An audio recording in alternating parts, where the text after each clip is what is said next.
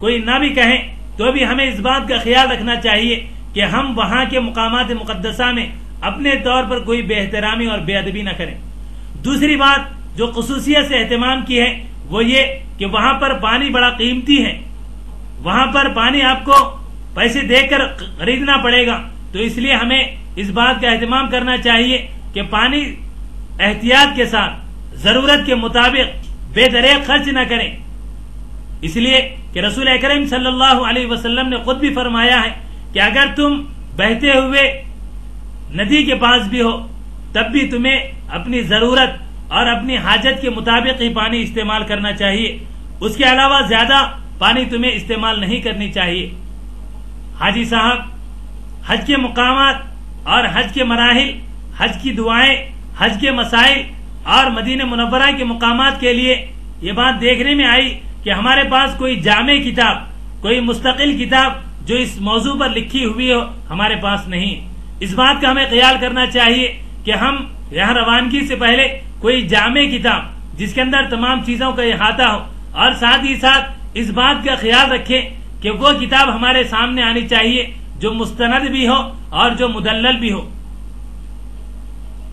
حضرات، مدینہ منورہ میں جنت البقیع میں جب ہم پہنچتے ہیں تو وہاں پر ایک بات ہمیں خاص طور پر نوٹ کرنے کی ہے، وہ یہ ہے کہ مدینہ منورہ میں جنت البقیع میں ہم جب جائیں گے تو وہاں کبوتروں کے لیے، وہاں کے پرندوں کے لیے ہم دانہ لے کر جاتے ہیں۔ 1 ریال میں، 2 ریال میں وہ دانے کی پاکٹ ملتی ہے، وہ دانے لے جا کر ہم جنت البقیع میں ڈالتے ہیں۔ اس موقع پر یہ بات دیکھنے میں آئی کہ ہمارے حاجی صاحبین وہاں پر کبوتر کے دانوں کو اٹھا رہے ہیں۔ معلوم ہوا کہ جو لا اولاد ہیں، جن کو اولاد نہیں ہوئی ہے، ان کے لیے وہ دانے اٹھا کر لا رہے ہیں۔ آپ یقین جانیے وہاں کی کوئی چیز اٹھانا ہمارے لیے بالکل درست نہیں ہے، جبکہ وہ دانے وہ کبوتروں کے دانے ہیں۔ آپ جانیے کہ یہ کس طرح ہمارے لیے درست ہو سکتا ہے کہ وہاں کے دانے ہم اٹھا کر لائیں اور یہاں جو لا اولاد ہیں ان کو ہم کھلائیں۔ حضرات، مکہ مکرمہ سے مدینہ منورہ یا پھر جہاں کہیں کا ہمارا سفر ہوگا تو ہر جگہ جہاں پر ہماری بس رکے گی یا پھر چیک پوائنٹ آئے گا تو اس چیک پوائنٹ پر مسجد بنی ہوئی ہوگی۔ ہم وہاں معلوم کریں کہ نماز کا وقت ہو رہا ہو تو وہاں کے متوع اور وہاں کے سعودین ہم کو بتلائیں گے کہ صاحب فلاں جگہ پر مسجد ہے، وہاں جا کر آپ نماز ادا کر سکتے ہیں۔ ہم اپنی نمازوں کو ضائع کرنے کے بجائے اور نمازوں کو قضا کرنے کے بجائے معلوم کریں گے تو ہمیں مسجد کا اطلاع ہوگی، ہم وہاں نماز ادا کر سکتے ہیں۔ حضرات، مکہ مکرمہ میں، مدینہ منورہ میں، اس کے علاوہ جہاں کہیں ہم رہیں وہاں پر اس بات کا خیال رکھیں کہ ہم ہمیشہ ساتھ میں کوئی چیز ایسی رکھیں جس کو بچھا کر ہم نماز پڑھ سکیں، اس لیے کہ ممکن ہے کہ ہمیں بعض دفعہ کعبۃ اللہ کے بیرونی حصے میں نماز پڑھنا پڑے، مسجد نبوی کے بیرونی حصے میں نماز پڑھنا پڑے یا عرفات میں نماز پڑھنا پڑے، تو ایسے موقع پر ہمارے ساتھ مصلی یا محرومہ یا کوئی ایسی چیز ہوگی جس کے اوپر ہم نماز پڑھ سکیں تو ہم ہماری نماز صحیح طریقے سے اور صحیح وقت پر پڑھ سکیں گے۔ دوسروں کے انتظار میں، مصلی کے انتظار میں ہم اپنی نماز کو قضا یا پھر اپنی نماز کو چھوڑنے کا جو وبال ہوتا ہے وہ ہم پر نہیں آئے گا۔ حضرات گرامی قدر،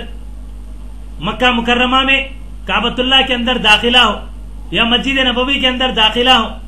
یا کسی مسجد میں داخلہ ہو تو ہمیں اس بات کا خیال رکھنا چاہیے کہ ہم اعتکاف کی نیت کر کے داخل ہوں۔ بسم اللہ دخلت وعلیہ توکلت ونویت سنت الاعتکاف، اس دعا کو پڑھ کر ہم داخل ہوں گے تو ہم جب تک مسجد میں ہوں گے، چاہے ہم نماز نہ پڑھ رہے ہوں، چاہے ہم عبادت نہ کر رہے ہوں، صرف ہم بیٹھے ہوئے ہوں، صرف کعبۃ اللہ کا دیدار کر رہے ہوں یا پھر کسی بھی کیفیت میں ہوں، تو جب تک ہم مسجد میں رہیں گے ہمیں ثواب ملتا رہے گا، اعتکاف کا ثواب ہمیں حاصل ہوتا رہے گا۔ یا پھر مسجد میں کھانا پینا یا مسجد میں کسی طرح کا عمل کرنا اس وقت تک ہمارے لیے درست نہیں ہے جب تک کہ ہم اعتکاف کی نیت نہ کیے ہوئے۔ یہ بات دیکھنے میں آئی کہ حرم کے اندر، مسجد نبوی کے اندر کھجور اور اسی طرح کے قہوہ، چائے وغیرہ تقسیم ہوتی رہتی ہیں، اس لیے ہم اعتکاف کی نیت کریں گے تو اعتکاف کی نیت کرنے کی وجہ سے ہمیں یہ تمام اعمال کرنا جائز اور درست ہو سکتا ہے۔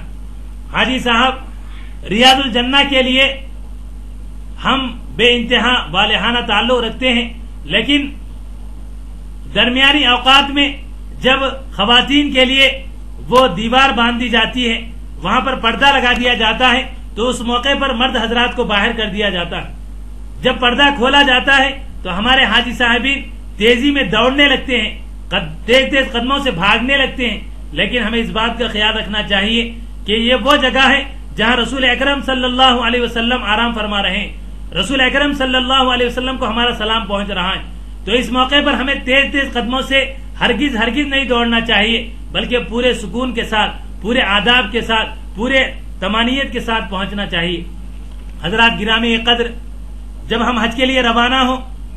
تو اگر ہمارے ساتھ ہماری خواتین ہوں، ہماری مائیں بہنیں ہوں، تو ہمیں اس بات کا خیال رکھنا چاہیے کہ ہماری خواتین مسجد نبوی میں جب اندرونی حصے میں نماز پڑھنے کے لیے جائیں گی، واپسی میں انہیں ہمیں ڈھونڈنے کے لیے تکلیف ہوگی، ہمیں وہاں پر تھوڑا سا وقت گزارنا پڑے گا۔ اس لیے ہمیں کوشش کرنی چاہیے کہ ہماری خواتین کا برقع یا ان کی دونی یا پھر ان کے ساتھ کوئی ایسا انتظام کریں کہ جس کے ذریعے سے ہم جلد سے جلد ان کو پہچان سکیں، یا پھر دوسرا انتظام موبائل کے ذریعے بھی ہم کر سکتے ہیں کہ ہماری خواتین جب باہر آئیں گی تو ان کو ہم پہلے سے بتلا دیں کہ ہم بیرونی حصے میں آ کر ان کے انتظار میں کھڑے ہوئے ہیں، تو وہ آئیں گی تو جلد سے جلد لے کر ان کو ہم اپنے بلڈنگ پہنچ سکتے ہیں، پھر وہ خواتین کو وہاں ٹھہرنے کے لیے تکلیف اور پریشانی نہیں ہوگی۔